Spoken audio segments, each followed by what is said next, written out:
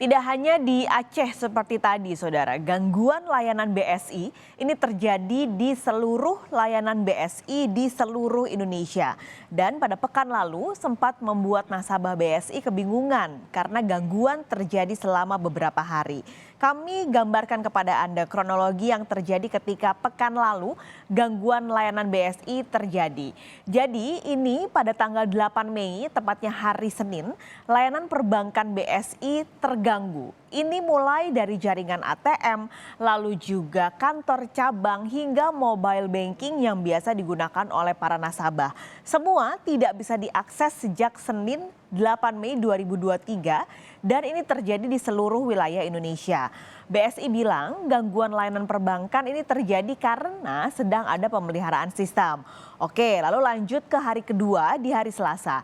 Gangguannya masih berlangsung, saudara. Nah, BSI ini menyebut sudah melakukan normalisasi di hari Selasa untuk layanan kantor cabang dan juga ATM. Sehingga nasabah pada hari Selasa mulai bisa melakukan transaksi di ATM dan juga di kantor-kantor cabang.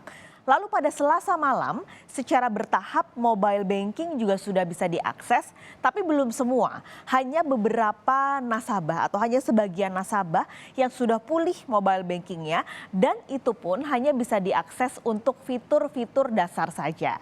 Kita geser ke hari Rabu. Di hari ketiga ini BSI melakukan monitoring dan harus melakukan normalisasi transaksi.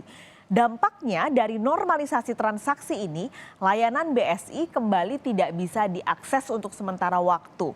Ini berlaku untuk layanan di kantor cabang, lalu juga di BSI Mobile Banking, dan juga di ATM seluruh Indonesia. Jadi pada dasarnya semua layanan akhirnya tidak bisa dipakai karena BSI mengklaim harus melakukan normalisasi terlebih dulu setelah terjadi gangguan sejak hari Senin. Baru pada hari keempat, di hari Kamis pada tanggal 11 Mei 2023, layanan BSI baru pulih 100% saudara setelah gangguan terjadi sejak tanggal 8 Mei 2023. Nah, di saat yang sama BSI juga menemukan indikasi adanya serangan siber pada gangguan yang terjadi sejak 8 Mei 2023. Lalu pekan kemarin, geng peretas yang disebut ransomware Lockbit 3.0 ini mengklaim jadi pihak yang menyerang BSI. Kami akan tampilkan kepada Anda saudara tangkapan layar dari website yang diunggah oleh ransomware Lockbit 3.0 yang akhirnya memasukkan BSI sebagai daftar korban. Ini diambil dari situs web mereka di dark web. Jadi mereka menyebut sudah melakukan serangan peretasan ini kepada BSI sebenarnya sejak 8 Mei 2023. Peretas juga menyebut sudah mencuri data sekitar 1,5 terabyte data. Ini adalah ukuran memori yang dicuri oleh ransomware Lockbit 3.0 dan ini berisi 15 juta data pelanggan, tidak hanya nasabah tapi juga karyawan BSI yang diklaim telah mereka curi. Informasi ini yaitu 15 juta data berupa nama, alamat, nomor telepon, lalu juga KTP dan beberapa dokumentasi yang biasanya berkaitan dengan perbankan.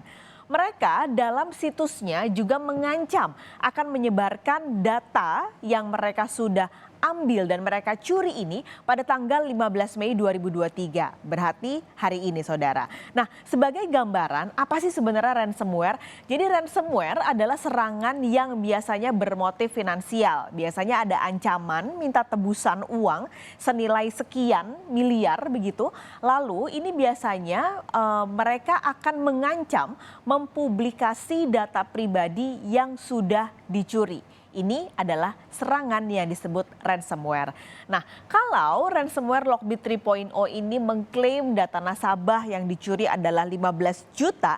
Nah, ini sebenarnya berapa persen sih dari total nasabah BSI? Oke, kita lihat datanya saudara. Jadi data terakhir yang kami dapatkan per November 2021 pasca merger yang dilakukan antara BRI Syariah, lalu BNI Syariah dan Mandiri Syariah, 3 bank BUMN Syariah yang bergabung pada Bank Syariah Indonesia atau BSI, jumlah nasabahnya adalah 15,5 juta. Artinya kalau Lockbit 3.0 tadi mengklaim sudah mencuri 15 juta nasabah, berarti kita bisa bilang hampir 100% data nasabah BSI ini sudah ada di tangan ransomware Lockbit 3.0 itu. Kalau memang benar ancaman yang mereka sebutkan tadi adalah fakta sebenarnya. Lalu gimana nih BSI bersikap? Jadi mereka sudah buka suara. Saudara, soal ini kami tampilkan juga pernyataan dari Direktur Utama BSI Heri Gunardi yang menyebutkan dan mengatakan kalau gangguan di IT BSI sebenarnya sudah dapat dipulihkan atau istilahnya recover operation dan segera. Dan ini merupakan respon recovery yang baik.